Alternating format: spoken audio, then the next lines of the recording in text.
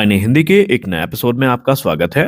इस वीडियो में हम पहले बात करने वाले हैं हिंदुस्तान एरोनॉटिक्स लिमिटेड से आई एक बड़ी रिपोर्ट के बारे में। और ये बड़ी रिपोर्ट है F414 इंजन डील को लेकर के। F414 इंजन एक ऐसा नाम बन गया है जिसका इंतजार इस समय हर तरफ किया जा रहा है और सबकी नजर टिकी हुई है कि आखिरकार तेजस मार्क टू और एमका के लिए जो प्राइमरी पावर प्लांट है, इसको लेकर जो डील है ये फाइनलाइज कब की जाएगी और कब हमें इसमें कोई मेजर डेवलपमेंट देखने को मिलेगा। लोगों का कहना है कि 2023 से हम ये सुनते आ रहे हैं कि फला महीने में फला साल में ये डील हमें देखने को मिलेगी, लेकिन अब 2026 भी शुरू हो गया है। इनफैक्ट आज 7 तारीख है, लेकिन ये डील हमें देखने को कब मिलेगी? तो इसका जवाब हिंदुस्तान एरोनॉटिक्स लिमिटेड ने खुद ही दे दिया है।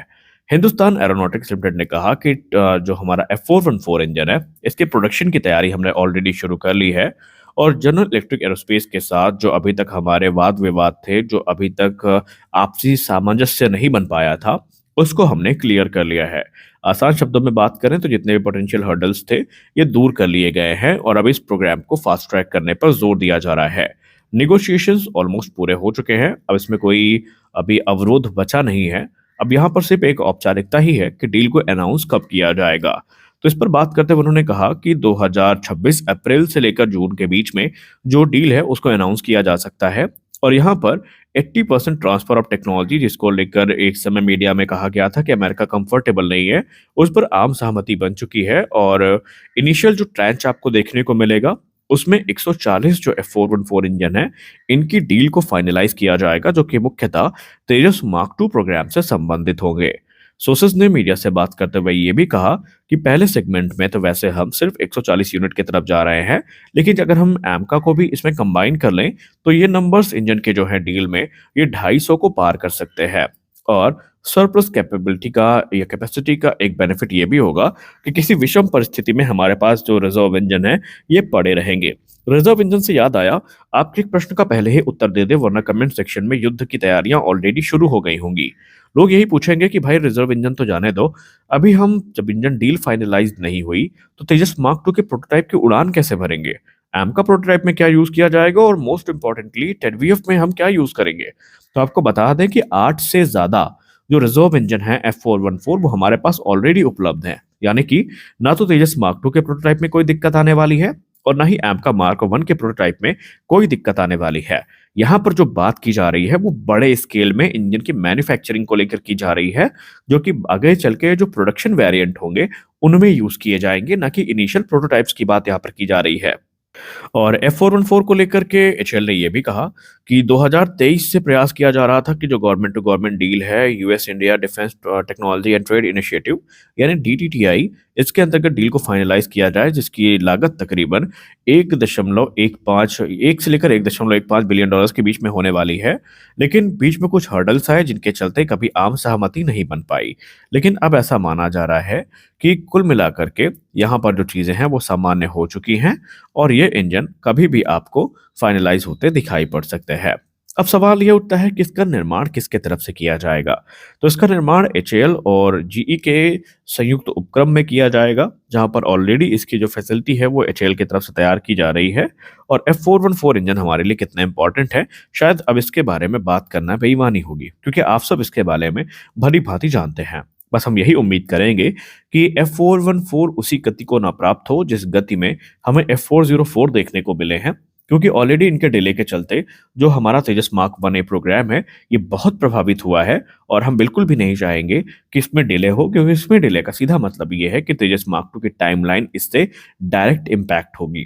तो देखते हैं कि अनाउंसमेंट कब की जाती है। हमारी अगली बड़ी अपडेट आ रही है SU-57 फैलन और राफेल को लेकर के। SU-57 फैलन और राफेल को लेकर जैसा मैंने पहले भी कहा कि जो इस समय कंपटीशन है वो काफी ज्यादा प्रबल होता जा रहा है। लेकिन अगर हम बात करें रिपोर्ट्स की, तो रिपोर्ट्स इंगित करती हैं कि रशियन डेलीगेशन एक बार फिर से भारत का दौरा कर सकता है।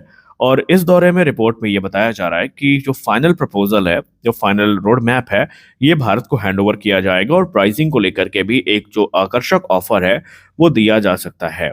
देखिए, अब ये चीज कहीं ना कहीं स्पष्ट हो गई है और आप भी इस बात से एग्री करेंगे कि एमआरएफए एक औपचारिकता ही बची है, क्योंकि रिपोर्ट्स ऐसा बताती है कि सिर्फ 2 ही कंपेटिटर्स हैं जिनके बीच में कंपटीशन चल रहा है। पहला है राफेल F4 स्टैंडर्ड और F5 स्टैंडर्ड और दूसरा है SU-57। अब कुछ चीजें SU-57 में ज्यादा अच्छी हैं, तो कुछ चीजें जो है राफेल ज्यादा अच्छा ऑफर कर रहा है। अगर हम डिफेंस एनालिस्ट और भारतीय वायुसेना के पूर्व अधिकारियों की बात करें, तो उन्होंने इस पे अपने दो तर्क रखे हैं। पहला तर्क जो है, जो भारतीय वायुसेना संभावित है कि इस पे विचार कर रही हो, वो होगा फ्लीट कॉमनैलिटी का। देखिए, राफेल पहले से ही भारतीय वायुसेना की सर्विस में ऑपरेशनल है, और हमारे पास इनका एक वैलिड जो इंफ्रास्ट्रक्चर है वो आ चुका है। फिर चाहे वो एमआरओ फैसिलिटी हो, इंजन एमआरओ फैसिलिटी हो, या फिर इनके लिए जो टेक्निकल नो हाउ है, ये भी भारत को मिल चुका है, और भारत के पास एक अच्छा खासा अनुभव हो चुका है इनकी फ्लीट को मेंटेन और ऑपरेट करने का। तो भारत को इस पे पुनः विचार करने में कोई आपत्ति नहीं होगी। और फ्रांस के साथ यही पॉजिटिव पॉइंट है कि जो कॉमनैलिटी फैक्टर है भारतीय नौसेना और एयरफोर्स की फ्लीट में, ये उनकी मदद कर सकती है। और साथ ही साथ एक बड़ी बात यह है कि क्योंकि फ्रांस लगातार भारत की प्राइवेट कंपनियों के साथ कोलैबोरेशन कर रहा है, जहां पर पार्ट्स और फ्यूजलाज मैन्युफैक्चरिंग ऑलरेडी हरी झंडी मिल चुकी है, तो ऐसे में अगर भारत एक बड़ा ऑर्डर देता है तो फिर इनका निर्माण भारत में करने में फ्रांस को कोई बड़ी आपत्ति होने नहीं वाली है। वहीं अगर हम बात करें SU-57 फैलन के केस में, तो कुछ लोगों को लगता है कि शायद रूस इसमें बहुत पीछे है, लेकिन अगर हम इतिहास को खंगालें, इतिहास के पन्नों में नजर डालें, तो रूस इतना पीछे भी नहीं है। उसका एक रीजन है। देखिए, हम सब भली भांति जानते हैं कि अभी जो बात आती है SU-57 की, भले ही ये एक नया प्लेटफॉर्म हो, लेकिन रशियन एयरक्राफ्ट मैन्युफैक्चरिंग की जहां तक बात रही, तो उसमें तो हमारे पास दशकों का अनुभव है। फिर चाहे वो मिग-21 हो, चाहे वो मिग-29 हो, चाहे वो SU-30 MKI हो, बाकायदा इनका जो प्रोडक्शन लाइन है भारत में उपलब्ध है।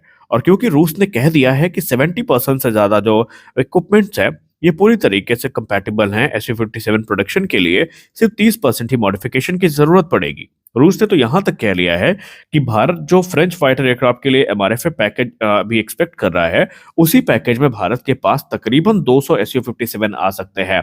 यानी प्राइसिंग भी काफी एग्रेसिव रखी गई है। और मोर इम्पोर्टेंटली आपको याद होना चाहिए कि SU-57 एक फिफ्थ जनरेशन फाइटर है, यानी कि एक पूरा जनरेशन का गैप आपको देखने को मिलेगा। और जनरेशन गैप का मतलब बहुत सारी एक्सेप्शनल कैपेबिलिटीज आपको देखने को मिलने वाली हैं। वो भी उसने रूस ने यहां तक कह दिया कि मौजूदा जो अभी AL-41 है, या प्रोडक्ट हम बात करें 177 की, इन इंजन के साथ तो ये आपको देखने को मिलेंगे, लेकिन भविष्य में जब ज्यादा पावरफुल इंजन उपलब्ध होंगे तो उसका ऑप्शन भी भारत के पास उपलब्ध होगा। यानी कि रूस भी इस क्रम में कहीं पीछे नहीं है। लेकिन डिफेंस एक्सपर्ट्स अभी भी यही मानते हैं कि समय सबसे बड़ा दुश्मन हमारा है। समय हमारे पास बिल्कुल भी नहीं बचा है, और हमें कम से कम समय में ये जो बड़े निर्णय हैं वो लेने होंगे, ताकि हमारे जो प्रोग्राम्स हैं वो रिलेटेबल बने रहें। आपको क्या लगता है, राफेल या SU-57 अगर भारत के लिए सबसे बेनिफिशियल एयरक्राफ्ट की बात करें तो वो कौन सा होने वाला है? अपनी राय आप कमेंट सेक्शन में जरूर दें। आज के इस वीडियो में बस इतना ही। मिलते हैं अगले वीडियो में कुछ और अपडेट्स के साथ। तब तक के लिए जय हिंद।